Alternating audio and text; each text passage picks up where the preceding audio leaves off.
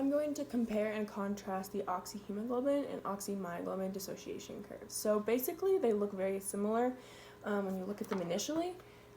They both have very similar curves, very similar plateaus. The x-axis has partial pressure in millimeters of mercury of oxygen, and then on the y-axis you have the percent saturation for either oxyhemoglobin or oxymyoglobin. But then if you look a little closer to the numbers of the partial pressure of oxygen and these plateaus, you see that the partial pressure of oxygen at 40, this is where you plateau for oxyhemoglobin. But at the partial pressure of 20 for myoglobin, you're going to plateau. And the reason for this is because there's an extremely high affinity between myoglobin and oxygen, which means they are very attracted to each other, and myoglobin doesn't want to get rid of oxygen.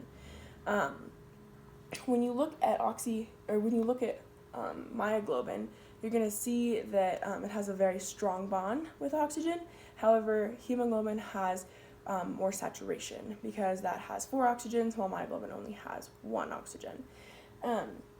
In terms of how these similarities and differences are beneficial for the protein's function, especially in exercise, we're going to look at these curves during like oxygen deficit or during exercise, and then EPOC. And so when your body starts to exercise, you're going to go through an oxygen deficit because your body needs more and more ATP, but you are not catching up to the amount of oxygen needed. And then once you do, that's where myoglobin comes in. Myoglobin is going to give its oxygens when it needs to the electron transport chain to make more energy, make more ATP, and in turn it's going to drop its partial pressure.